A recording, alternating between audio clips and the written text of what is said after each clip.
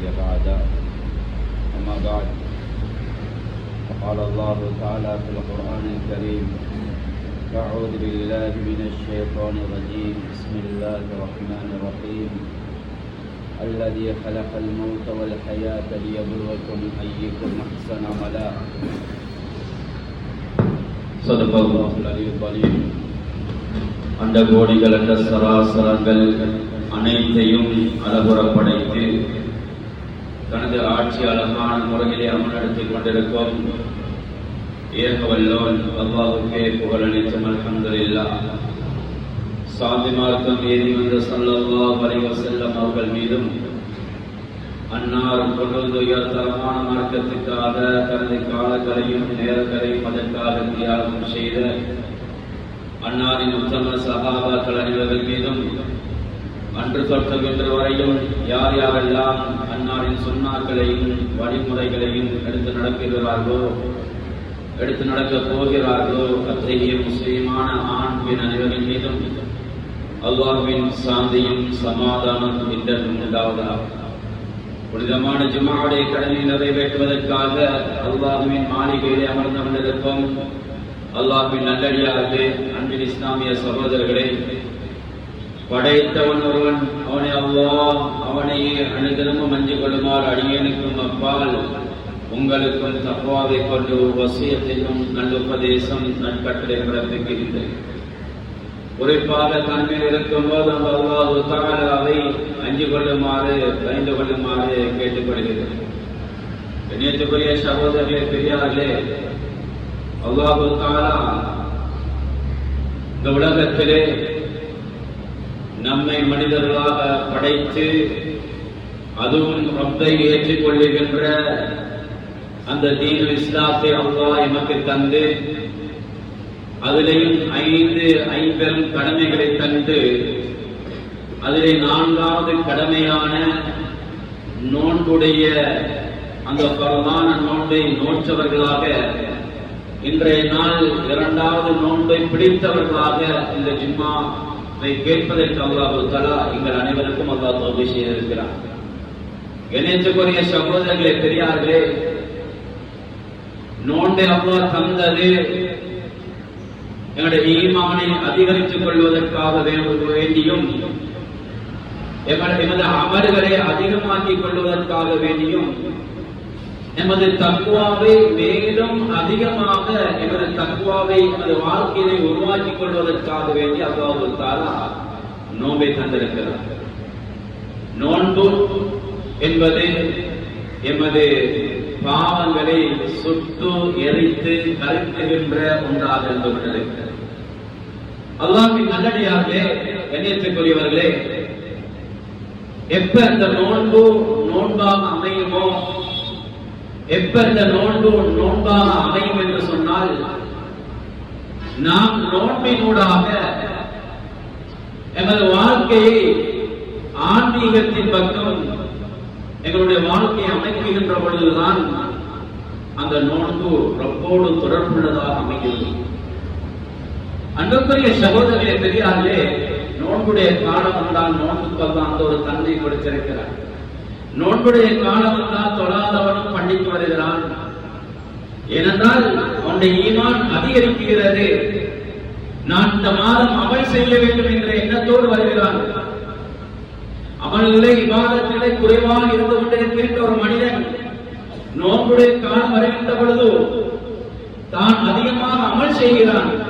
காரணம், இந்த நோன்பை நான் பயன்படுத்த வேண்டும் என்ற நோக்கத்திலே. சகோதரர்களே, இந்த நோன்பை ஆன்மீகத்தோடு நான் தொடர்பாக்க வேண்டும் என்ற எண்ணத்தோடு அந்த மனிதன் உலகத்திலே இவ்வாறு அவன் ஆசைப்பட்டுக் கொண்டிருக்கிறார்.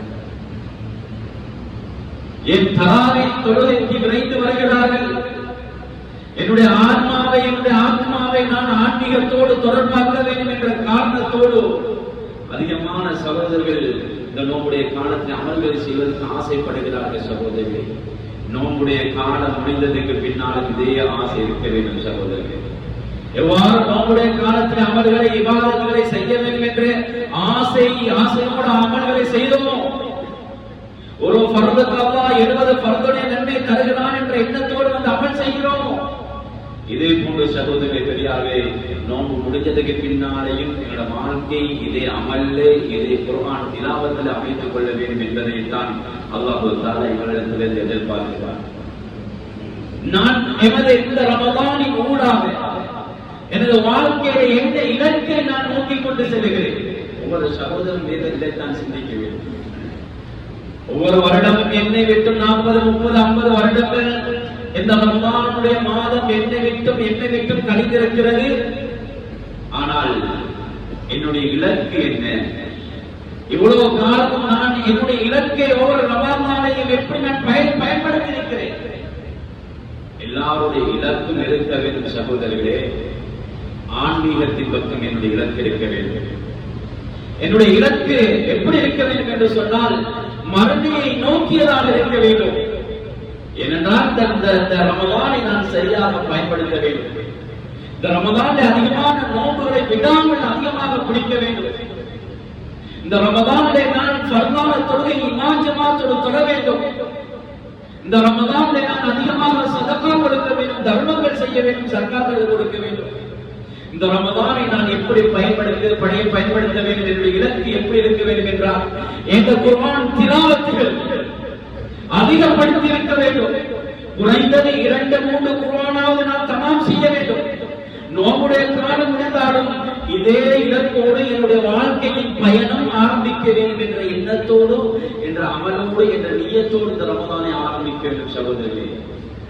எனவே 2வது ரமதானிலே நாம் இருந்து கொண்டிருக்கின்ற நாம் சகோதரர்களே பெரியார்களே 2வது நாளிலே அமர்ந்து கொண்டிருக்கிறோம். அன்புக்குரியவர்களே, என்னுடைய நியத்துகளை புதுப்பிச்சுக் கொள்வோம்.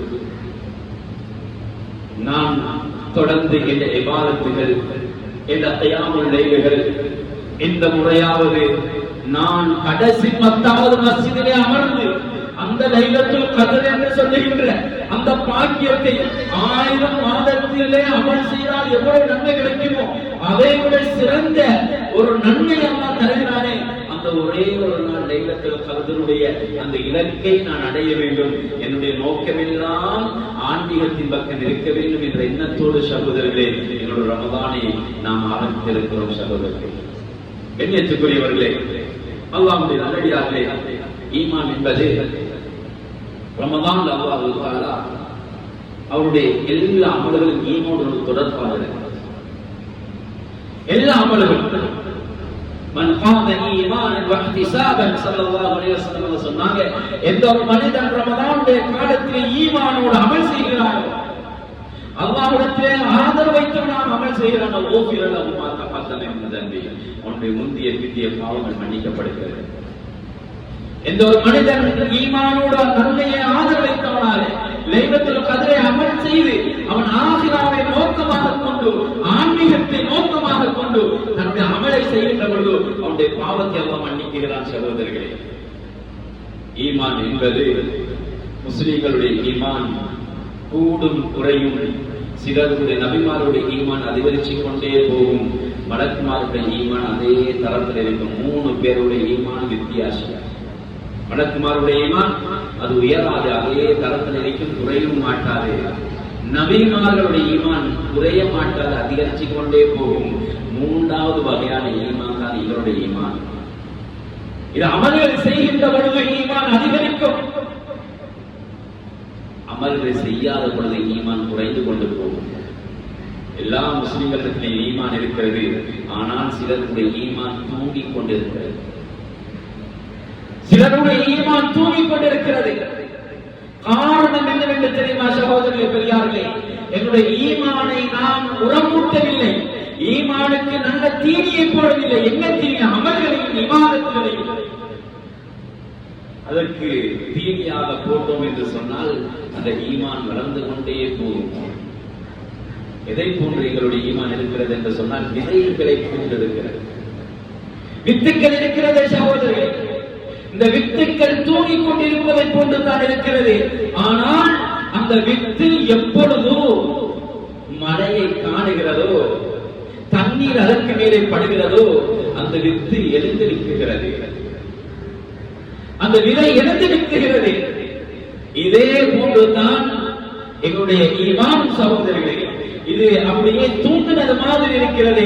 நாம் அமல்களை அதிகரிக்க அதிகரிக்க நாம் அதிகமான அமல்களை என்னுடைய ஈமானுக்கு சேர்க்கின்ற பொழுது, நாம் ஆகிராவுடைய என்னுடைய தொடர்புகளை அதிகமாக்குகின்ற பொழுது எங்களுடைய ஈமான் எழுந்து தைரியம் பெறுகிறது. அதிலே முக்கியமாக குர்ஆன் திலாவத்துகள் ஈடுபடுகின்ற பொழுது, குர்ஆனை அதிகமாக ஓதுகின்ற பொழுது, அல்லது ஓதுவதை கேட்கின்ற பொழுது, அல்லது அதனுடைய விளைவுரைகளை கேட்கின்ற பொழுது ஈமான் அதிகமாகிறது. குர்ஆன் அல்லாஹ் பேசிக் கொண்டு வருகிறான். எந்த அளவுக்கு என்று சொன்னால், வஇதா துலியத் அலைஹிம் ஆயாத்துஹு ஸாதத்துஹும் ஈமானா.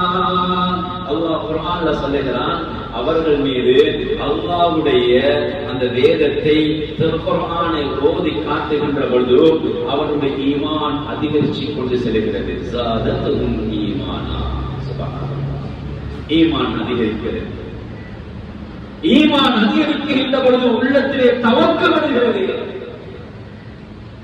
அல்லாஹ் மீது எல்லா நம்பிக்கையும் சாட்டுகிறார்கள்.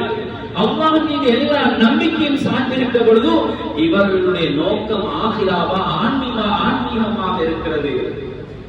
எனவே இதுக்கெல்லாம் ஆன்மீகத்திற்கு அடிப்படை காரணமாக அல்லாஹ் தஆலா குர்ஆனை ரமதானுடைய மாதத்தில் இறக்கி வைத்திருக்கிறார்.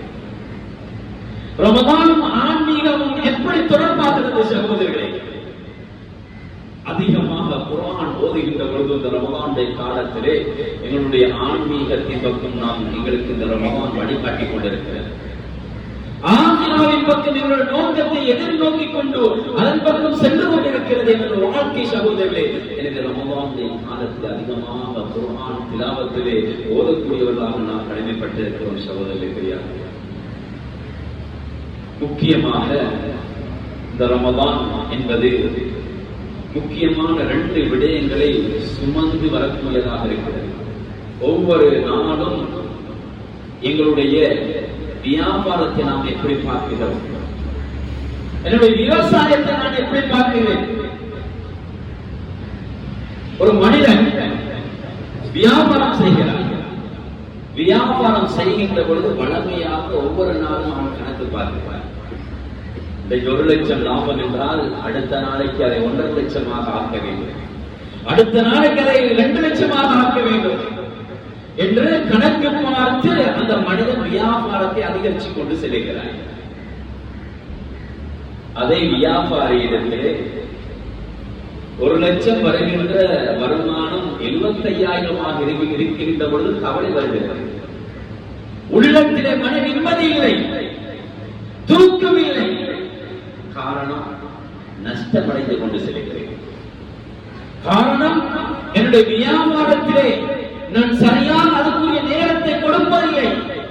இதே போன்று சகோதரர்களே தெரியாது, ஒவ்வொரு மனிதனும் ஒவ்வொரு நாளும் என்னுடைய அமல்கள் எப்படி இருக்கிறது, என்னுடைய எல்லா தொழுகைகளும், என்னுடைய நோன்புகளும், என்னுடைய எல்லா செயல்களும் ஆன்மீகத்தின் பக்கம் எப்படி அமைந்து கொண்டு செல்கிறது என்பதை ஒவ்வொரு நாளும் மனிதன் கணக்கு பார்க்க வேண்டும் சகோதரர்களே.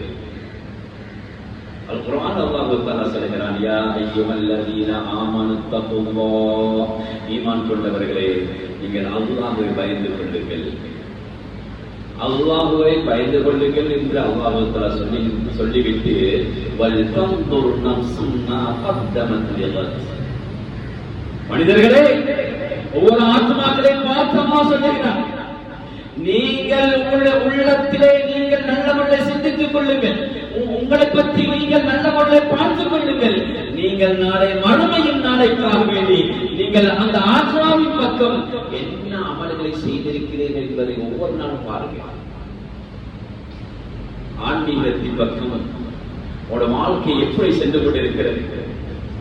ஒவ்வொரு வருடமும் ஒவ்வொரு நோன்பும் என்னை விட்டு கழிகிறது, ஒவ்வொரு நாளும் நேற்றைய நோன்பு என்னை விட்டு கழிந்திருக்கிறது. நான் என்ன அமல் செய்திருக்கிறேன்? நான் எத்தனை தராவிகளுடைய தொழுகைகளை தொழுதிருக்கிறேன்? நான் எத்தனை தயாமலை தொழுதிருக்கிறேன்? தஹஜ்ஜத் தொழுகை என்ன என்னுடைய தொழுகை? என்னுடைய குர்ஆன் திலாவத்துகள் எந்த அளவுக்கு இருக்கிறது? என்னுடைய சதக்காக்கள் எந்த அளவுக்கு இருக்கிறது? என்னுடைய குடும்ப வாழ்க்கை எந்த அளவுக்கு எங்களுக்கு இருக்கிறது. அல்லாஹ் சொல்லுகிறான், சகோதரர்களே, நீங்கள் ஒவ்வொருத்தரும் நீங்கள் மறுமையின் நாளையிலே எண்ணாமல் மறுமைக்காக எதை நீங்கள் முன்கூட்டி செய்து வைத்திருக்கிறீர்கள் என்பதை கொஞ்சம் சிந்தனை செய்து பாருங்கள். ஒவ்வொரு நாளும் பார்க்க வேண்டும். வியாபாரி கணக்கு பார்ப்பதை போல விவசாயி அந்த பயிர் நிலங்களுக்கு நோய் வந்துவிடக் கூடாது என்று பார்ப்பதை போன்று கண்ணும் கருத்துமாக அதை பார்த்து கொண்டிருப்பதை போன்று அதற்கு பசலைகளை உரங்களை வீசுவதை போன்று எல்லாம் அவர் அதிலே நல்ல பொருளை செய்தால்தான், நல்ல பொருளை கணக்கு பார்த்து வியாபாரத்தை அதிகரித்தால்தான் அவருடைய வாழ்க்கை நிம்மதி சந்தோஷமாக இருக்கும் என்பதை அவருக்கு தெரியும். அதனால் அவர் நல்ல பொருளை செய்து கொண்டிருக்கிறார். அவருடைய விவசாயி எடுத்துக்கொண்டார், அவருடைய விவசாயத்திலே நல்ல முறையை அந்த பயிர்களுக்கு நோய் விழுந்து விடாமல் அதை பார்த்தால்தான், அதை நல்ல முறையை வளர்த்தால்தான், தண்ணீர்களை உரங்களையும் பசலைகளையும் அதற்கு போட்டால்தான் அது நல்ல விளைவுகளையும் நல்ல விளைச்சல்களையும் நல்ல ஒரு லாபத்தை எனக்கு தரும் என்று நினைத்து அந்த வியாபாரி அதற்குரிய நேரத்திலே அந்த காலங்களிலே அந்த 2 மாசம் அல்லது 1 மாதம் அதற்காக முயற்சி செய்வதை போன்று எப்படி பார்க்கிறார்களோ அதே போன்று அல்லாஹ் தஆலா இந்த ரமலானை நமக்கு தந்திருக்கிறான். சகோதரர்களே, பயன்படுத்தும் ஆகிராவுக்காக வேண்டி, ரமலானை பயன்படுத்தும் ஆன்மீகத்திற்காக வேண்டி, ரமலானை பயன்படுத்தி ஆன்மீகத்தில் அல்லாஹ் தஆலா உயர்ந்த அந்தஸ்தை தர வேண்டும் என்ற எண்ணத்தோடு உலகத்திலே அதிகமாக இந்த அமல் செஞ்சு இந்த ரமலானை நல்ல முறையில் பயன்படுத்துகிற சகோதரர்களே, கண்ணியத்துக்குரியவர்களே, இந்த உலகம் ஓடுவது 2 விடயத்துக்காக. ரமலான் அல்லாஹ் தந்துட்டு, ரமலான் என்பது உங்களுடைய மனோ இச்சைகளை குறைப்பதற்காக வேண்டியும் ஏழைகளுடைய பசி உணர்வை உணர்வதற்காக வேண்டிய ரமலானை தந்திருக்கிறார். ஹதீஸிலே ஸல்லல்லாஹு அலைஹி வஸல்லம் அவர்கள் சொன்னார்கள், மா மலஅ ஆதமியும் விஆஅன் ஷர்ரன் மின் பத்னிஹி. ஒரு மனிதன் நிரப்பக்கூடிய பாத்திரத்திலே மிகவும் நிரப்பப்படுகின்ற பாத்திரத்திலே கெட்ட பாத்திரம் எதுவென்று தெரியுமா? ஒரு மனிதனுடைய வயிறு உணவினால் அதிகமாக நிரப்பப்படுகின்றது. இதுதான் நிரப்புகின்ற பாத்திரத்திலே மிகவும் கெட்ட பாத்திரம் என்று ஸல்லல்லாஹு அலைஹி வஸல்லம் அவங்க சொன்னாங்க. அன்புக்குரிய மேலான பெரியார்களே, சகோதரர்களே, இந்த வயிற்றை நிரப்புவதற்காக எத்தனை மனிதனுடைய வயிற்றை அடித்து தன்னுடைய வாழ்க்கையை வயிற்றை நிரப்பிக் கொண்டிருக்கிறார்கள். வியாபாரமாக இருக்கையிலும், கொடுக்கல் வாங்கலாக இருக்கையிலும், ஏதாவது இருந்தாலும் வயிற்றுக்குள்ளே கூட்டாக வேண்டித்தான். இந்த வயது இல்லை என்றால் இந்த பிரச்சனை இருக்காது. இந்த வயிற்றுக்காக வேண்டித்தான் உலகமே ஓடிக்கொண்டிருக்கிறது. எத்தனை பேர்களை அடித்து, எத்தனை பேருடைய வயிற்றை அடித்து தன்னுடைய வயிற்றை நிரப்பிக் கொண்டிருக்கிறான். ஸல்லல்லாஹு அலைஹி வஸல்லம் அவர்கள் சொன்னார்கள், நிரப்புகின்ற பாத்திரத்திலே ஆகவும் மோசமான பாத்திரம் எது என்று தெரியுமா? வயர் என்பதாக ஸல்லல்லாஹு அலைஹி வஸல்லம் சொல்லிவிட்டு சொன்னார்கள், பிஹஸ்பி துன்யா ஆதம், எந்த அளவுக்கு என்று சொன்னால், உகுலாத்துன், ஒரு மனிதன் அவனுடைய முதுகெலும்பை நிமிர்ந்து நிற்பதற்காக வேண்டி சில குடைகள் இருந்தால் போதும் என்றார்கள் ஸல்லல்லாஹு அலைஹி வஸல்லம். ஆனால் இன்று சாப்பிடுகின்ற உணவுகள் எந்த அளவு, எவ்வளவு நிரப்பமாக சாப்பிடுகிறோம், எவ்வளவு வீண்களை என்று செய்கிறோம் சகோதரர்களே. எனவே கண்ணியத்துக்குரியவர்களே, அடுத்ததாக நோன்பு எங்களுக்கு ஆத்மீகத்தின் பக்கம், ஆன்மீகத்தின் பக்கம் வழிகாட்டுகிறது. மனோ இச்சைகளை அங்கே கட்டுப்படுத்துகிறது. இந்த மனோ இச்சைகள் அதிகமாகின்ற பொழுதுதான் இந்த உலகமும் ஒரு ஃபித்னாவின் பக்கம் செல்கிறது, ஸினாவின் பக்கம் செல்கிறது. இந்த 2க்காக வேண்டி அந்த உலகம் ஓடிக்கொண்டிருக்கிறது. ஒன்று வயிற்றுக்காக வேண்டி, 2வது மனோ இச்சைகளுக்காக வேண்டி உலகம் ஓடிக்கொண்டிருக்கிறது. இந்த 2ம் நோம்பின் மூலமாக கட்டுப்படுத்தப்படுகிறது. நோன்பு எங்களுக்கு எதை படித்து தருகிறது என்றால், மனிதனே, நீ நோன்பை நோன்பாக பிடித்தால், நீ சகரை சகராக சாப்பிட்டால், 3ஆக பிரித்து, ஒன்று உணவுக்காக வேண்டி, ஒன்று தண்ணீருக்காக வேண்டி, அடுத்த பகுதி மூச்சு விடுவதற்காக வேண்டி நீ 3ஆக பிடித்தால், 3ஆக பிரித்து நீ நோன்பை நோற்றால், உன்னுடைய நோன்பு நோன்பாக இருக்கும். உன்னுடைய நோன்பு பசியை, ஏழைகளுடைய உணர்வை எடுத்து காட்டும். உன்னுடைய நோன்பு மனோ இச்சைகளை தடுத்துவிடும். சுபஹானல்லாஹ். இன்னைக்கு நாங்க சாப்பிடுறது சுபஹானல்லாஹ், 2-3 கோப்பைகளை நடச்சி சாப்பிடுறாங்க. சுபகு தொழுகைக்கும் வர முடியாது. சிலர்கள் அப்படியே சாப்பிட்டு அந்த இடத்திலே தூங்கியாச்சு. அவங்களோட காலம் அப்படியே போக 8-9 மணிக்கு இருந்து கடைக்கு வேலைக்கு போறாங்க. இஸ்லாம் சொல்லிய பிரகாரம் இன்றைக்கு நோன்பு பிடிப்பதில்லை. நோன்பு திறப்பதாக இருந்தால் எத்தனை சாப்பாடு வயது நிரம்ப சாப்பாடை சாப்பிட்டு விட்டு மூச்சு விட முடியாமல் அப்படியே அந்த இடத்தில் தூங்கி விடுகிறார்கள். மகரிபிலே, இஷாயிலே, தராவியிலே, கியாமிலே. காரணம் என்னவென்று தெரியுமா? இஸ்லாம் சொன்ன பிரகாரம் நீங்களுடைய உணவை உட்கொள்ளவில்லை. சகருடைய உணவாக இருக்கிறது, இஃப்தாருடைய உணவாக இருக்க முடியும். நோன்பு காலத்துக்கு முன்னால் குறைவாக இருந்த சுகர் அதிகரித்து விட்டது. நோன்பு காலத்துக்கு முன்னால் குறைவாக இருந்த பிரஷர் அதிகரித்து விட்டது. நோன்பு காலத்துக்கு முன்னால் குறைவாக இருந்த உடம்புடைய இடை அதிகரித்து விட்டது. காரணம் நோன்பு என்பது ஸல்லல்லாஹு அலைஹி வஸல்லம் அவர்கள் சொன்னார்கள், உங்களுடைய நோய்களுக்கு ஒரு ஷிஃபாவாக நோன்பு இருக்கிறது. ஆனால் இன்றைய நமது சமூகத்திலே சிலர்கள் நோன்பு பிடிக்கிறார்கள், ஷிஃபா இல்லை, நோய் அதிகரித்துக் கொண்டிருக்கிறது. காரணம் நோன்பு இஸ்லாம் சொன்ன பிரகாரம் ஒரு மனிதன் நோன்பை பிடிக்கவில்லை. சமூகத்திலே பெரியாரே, நோன்பை பிடித்து அல்லாஹ்வுக்கு நன்றி செலுத்துவோம். தொழுகையை கொண்டு அல்லாஹ்வுக்கு நன்றி செலுத்துவோம்.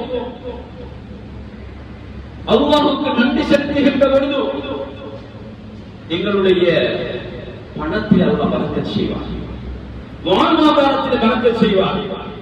அல்-குர்ஆன் அல்லாஹ் சொல்லுகின்ற பொழுது லஇன் ஷக்கர்தும் லஅஸீதன்னகும் வலஇன் கஃபர்தும் இன்ன அஸாபி லஷதீத். அல்லாஹ் தஆலா குர்ஆன்ல சொல்லி காட்டுகிறான், நீங்க எனக்கு நன்றி செலுத்துங்க. நோன்பின் மூலமாக நீங்கள் ஆன்மீகத்தை தயார் செய்து கொள்ளுங்கள். தொழுகை மூலமாக ஆன்மீகத்தை தயார் செய்து கொள்ளுங்கள். எனக்கு நீங்கள் நன்றி செலுத்தக்கூடியவர்களாக இருக்கோ, நான் உங்களோட பணத்தில, உங்களோட சொத்து செல்வங்கள்ல எல்லாத்திலையும் பரக்கத்தை உண்டாக்கி விடுவேன், அதிகரிச்சு தருவேன். அல்லாஹ் சொல்லுகின்ற விஷயம். அல்லாஹ்வுக்கு ஷுக்ர் செய்யும். சகோதரர்களே, பெரியார்களே, ரசூலுல்லாஹி ஸல்லல்லாஹு அலைஹி வஸல்லம் அவங்க கால் வீங்கி நின்ற அளவுக்கு நின்று தொழுவார்கள்.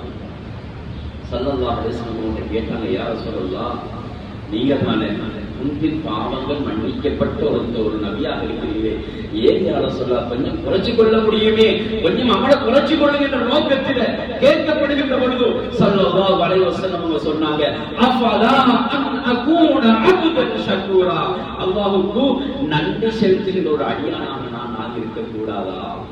நான் தொழுவது, நோன்பு பிடிப்பது எல்லாம் அல்லாஹ்வுக்கு நன்றி செலுத்துவதற்காக வேண்டி, சதகா கொடுப்பது அல்லாஹ்வுக்கு நன்றி செலுத்துவதற்காக வேண்டி.